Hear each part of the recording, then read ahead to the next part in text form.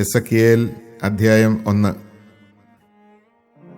30-ാം വർഷം 4-ാം മാസം 5-ാം ദിവസം ഞാൻ കേബാർ നദിയുടെ തീരത്ത് പ്രവാസികളോടൊത്ത് കഴിയുമ്പോൾ സ്വർഗം തുറക്കപ്പെട്ടു. എനിക്ക് ദൈവത്തിൻ്റെ ദർശനങ്ങളുണ്ടായി.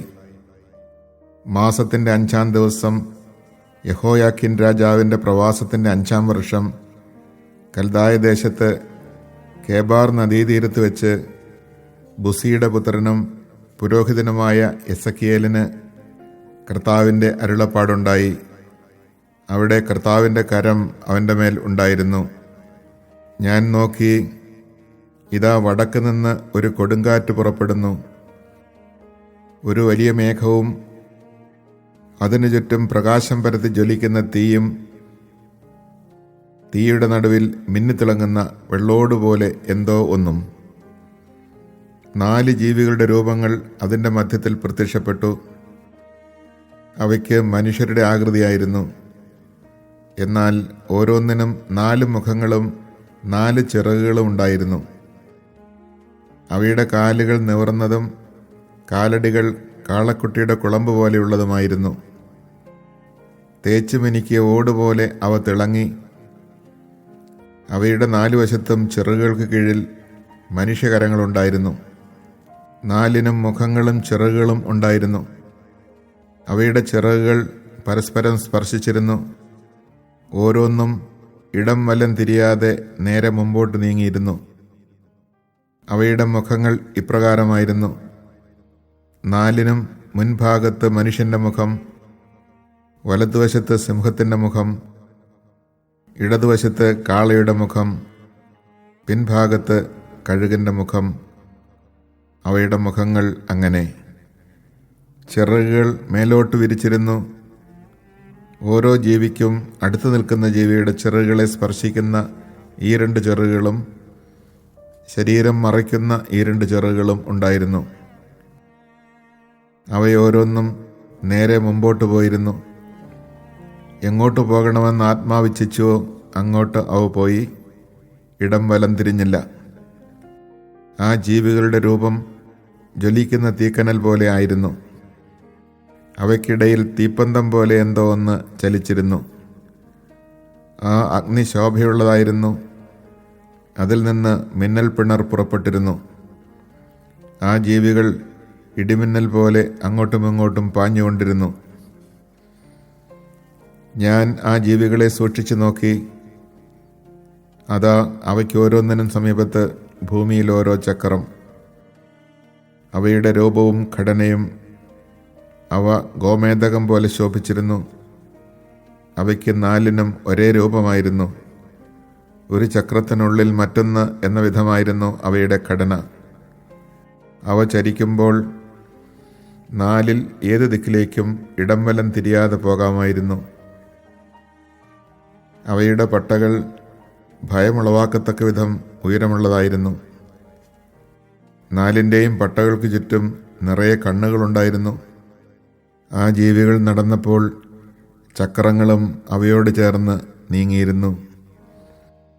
ജീവികൾ നിലത്ത് നിന്ന് ഉയരുമ്പോൾ ചക്രങ്ങളും ഉയരും.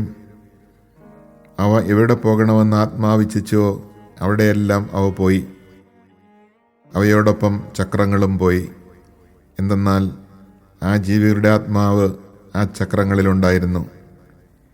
ജീവികൾ ചലിക്കുമ്പോൾ ചക്രങ്ങളും ചലിച്ചിരുന്നു. അവ നിൽക്കുമ്പോൾ ചക്രങ്ങളും നിൽക്കും.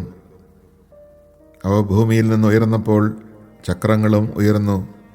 കാരണം ആ ജീവികളുടെ ആത്മാവ് ആ ചക്രങ്ങളിലുണ്ടായിരുന്നു. ആ ജീവികളുടെ തലയ്ക്ക് മുകളിൽ സ്ഫടികം പോലെ തിളങ്ങുന്ന ഒരു വിതാനമുണ്ടായിരുന്നു. അത് അവയുടെ തലയ്ക്ക് മുകളിൽ വിരിഞ്ഞു നിന്നു. അവയുടെ ചിറകുകൾ ആ വിതാനത്തിന് കീഴിൽ ഒന്നിൻ്റെ ചിറക് അടുത്തതിൻ്റേതിൽ സ്പർശിക്കുമാറ് നിവർത്തിപ്പിടിച്ചിരുന്നു. അവയോരോന്നിനും തങ്ങളുടെ ശരീരം മറയ്ക്കുന്നതിന് ഈ 2 ചിറകുകളുണ്ടായിരുന്നു. അവ പറന്നപ്പോൾ അവയുടെ ചിറകുകളുടെ ശബ്ദം ഞാൻ കേട്ടു. അത് മലവെള്ളത്തിൻ്റെ ഇരമ്പൽ പോലെയും സർവശക്തൻ്റെ ഗംഭീരനാദം പോലെയും സൈന്യത്തിൻ്റെ ആരവം പോലെയും മുഴക്കമുള്ളതായിരുന്നു. അവ നിശ്ചലമായി നിന്നപ്പോൾ ചിറകുകൾ താഴ്ത്തിയിട്ടിരുന്നു. അവയുടെ തലയ്ക്ക് മുകളിലുള്ള വിതാനത്തിന് മുകളിൽ നിന്ന് ഒരു സ്വരമുണ്ടായി. അവ നിശ്ചലമായി നിന്നപ്പോൾ ചിറകുകൾ താഴ്ത്തിയിട്ടിരുന്നു. അവയുടെ തലയ്ക്ക് മുകളിലുള്ള വിതാനത്തിനു മീതെ ഇന്ദ്രനീല കല്ല് പോലെയുള്ള ഒരു സിംഹാസനത്തിൻ്റെ രൂപമുണ്ടായിരുന്നു. മനുഷ്യൻ്റേതുപോലെയുള്ള ഒരു രൂപം അതിൽ ഇരിപ്പുണ്ടായിരുന്നു. അവൻ്റെ അരക്കെട്ട് പോലെ തോന്നിച്ചിരുന്നതിൻ്റെ മുകൾ ഭാഗം തിളങ്ങുന്ന ഓടുപോലെയും അഗ്നി കൊണ്ട് പൊതിഞ്ഞിരുന്നാലെന്ന പോലെയും കാണപ്പെട്ടു.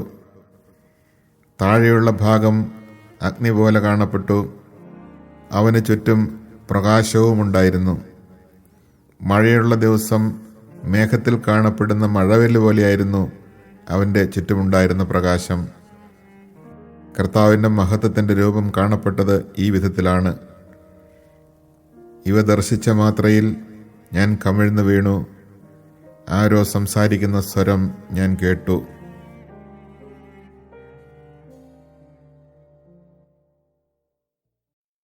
The Book of Ezekiel, Chapter 1.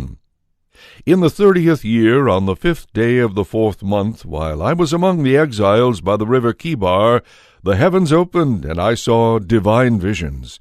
On the 5th day of the month, the 5th year, that is, of King Jehoiakim's exile, the word of the Lord came to the priest Ezekiel, the son of Buzi, in the land of the Chaldeans by the river Kibar. There the hand of the Lord came upon me. As I looked, a storm wind came from the north, a huge cloud with flashing fire, enveloped in brightness, from the midst of which, the midst of the fire, something gleamed like electrum. Within it were figures resembling 4 living creatures that looked like this. Their form was human, but each had 4 faces and 4 wings, and their legs went straight down. The soles of their feet were round. They sparkled with a gleam like burnished bronze. Their faces were like this.